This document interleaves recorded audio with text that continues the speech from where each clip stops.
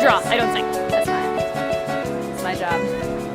I don't even think it's recording, but I'm just gonna pretend like it We're is. practicing. We're practicing. Yeah. Finger guns. Hey y'all, this is Alex Saint coming at you from PCF 2018 with the ever lovely Sincerely Sam. How are you doing? I'm doing good. Good. How's this con been for you so far? Really awesome. It's Yeah. really great to be back in the hometown and doing like Nice. Comic-Con, or I guess Fan Fusion now.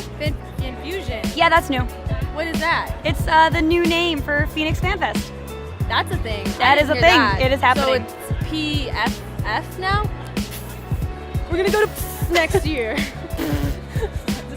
Ew. Someone should change that. Work on that. Okay. We're trying. Sam, it's on you.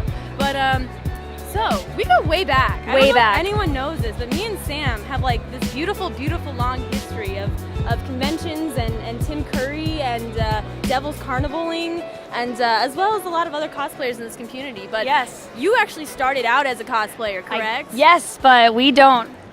But Those- we're yeah, bringing this up. This is that's- our third interview with Sincerely Sam, so we are digging the dirt now Oh, because man. I know shit about her because I've known her for long. So we're true. we're archiving this. All right, we're bringing it back from the archives. Oh man. Let's talk about the cosplays.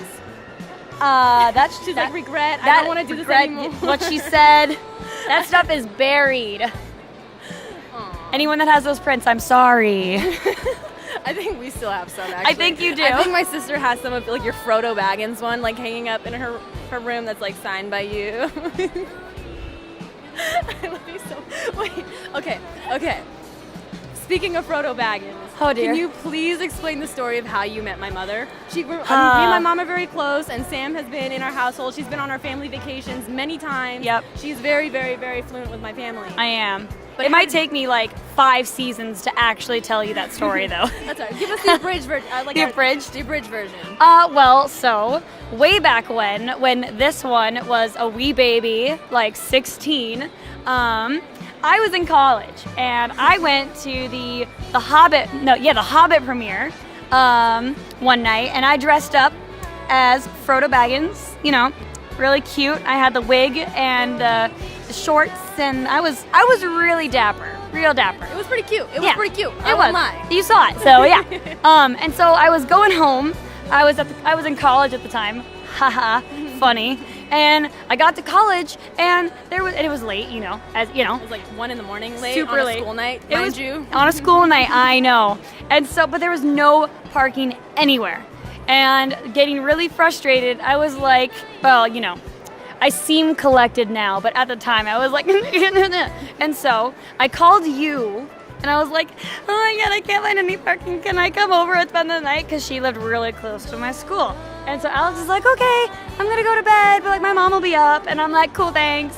And so I drive my sad little hobbit butt to her house. And so I wobble up to the door with like my duffel bag and everything, and knock on the door, and lo and behold, Miss Saint answered. No, as in actual Miss Saint, as in My mother. mom. Yes. Mother Saint. Bless. She answers the door, and there's standing this tiny little hobbit, like, hi, I'm Sam. And yeah, that is how I met your mother. Yep. My mom at first I think she thought you were like little blue Bo Peep or like little some like fairy tale character, and she's like, I was just so confused, and I was like, yeah, well, Yeah, it was cute. it was cute. great. I was a hobbit. Yeah. That's how I met your mom. Yep. As these things do happen. We've been friends ever since. Yep. And since then we knew. I started replacing your family photos with my art. True. That is actually really true. She just infiltrated my entire life and my entire family. And what was your first convention ever? My first convention. That you did your booth at? TayuCon. Like TayuCon. 2012, I think. 2012. Wow. That's fun. And you were what? You were doing buttons back then. Buttons. Buttons. Yeah, and I was like never at my table. And I remember you were dressed as Blind Mag. Mag. Yep. Marge. I think I'm thinking Large Marge Large from Pee Wee Herman. No, Not Large Marge. I was not that.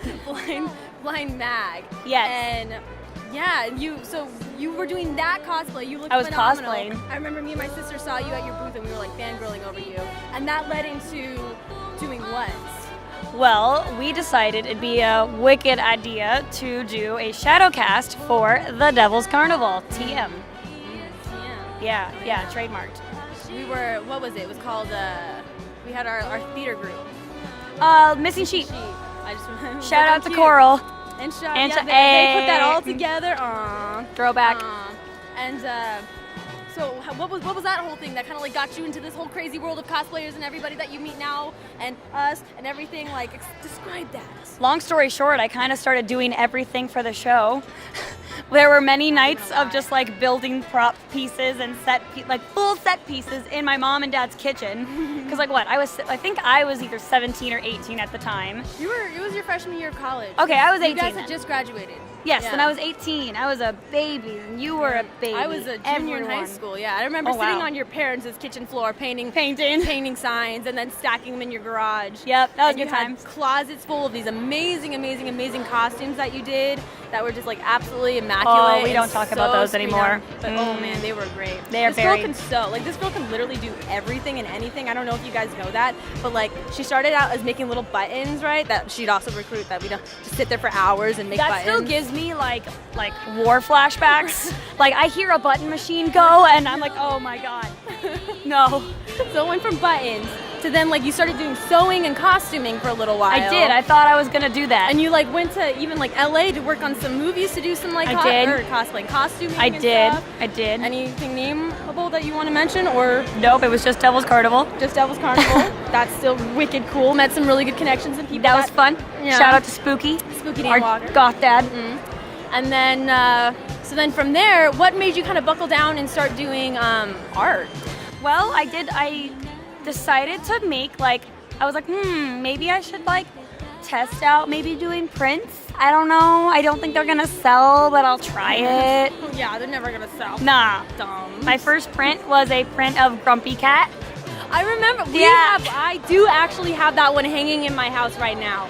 That, oh man, I feel special. Yeah. I do have one of the OGs, OG, Sincerely first. Sam Grumpy Cat prints Yep. in my house right now. How Wow. special are you? I feel really good right now. I feel, 11 out of 10. But okay, so then you started doing all the not cosplay, prints and stuff. Uh-huh. And how did you end up establishing? Because obviously you were like the pink and purple queen of like bohemian beautifulness, and like you match your booth now. I don't know if anyone if you do go to a convention that Sincerely Sam is at, you can spot her from a mile away because it's just this giant tower of pink and purple beautifulness. Like this. Exactly, literally she matches her, even her makeup. It doesn't come more cohesive than Sincerely Sam. But I lost my train of thought. Well, I started doing more and more prints, and I started Yes. becoming really successful. Yes. And so, What got you into that whole aesthetic The whole then of aesthetic? what you're doing now? well, it just started taking up more of my time. I'm like, shoot, I don't have time to make buttons anymore. I get freaked out. I don't have time to do buttons. I need the time to draw. And so I slowly started fading them out and making more and more prints, and then eventually, finally, it was completely on accident. All of this was an accident. I was at WonderCon one year, and I set up my table, and I looked at it, and wow, that's a lot of pink. Let's do this. Cute. And it just kind of started going down uphill ever I since. dig it. So there was no just influence or Nope. aspiration. You were just this is pretty. I'm just gonna do this, and it's gonna turn out great. And it really did. I mean, it's pretty much just a bunch of okay. Because I even just love going to your booth. You have just all the fabrics that are just laid over the table, and they're all so mismatchy, but they still work so beautifully. And I'm just why can't my whole life just be decorated like this? It can. So, You can I visit can. my table at Comic-Con. There you go. So with that, come visit her at Phoenix Fan Oh my Fest. gosh, it's Instagram's game to hype. What?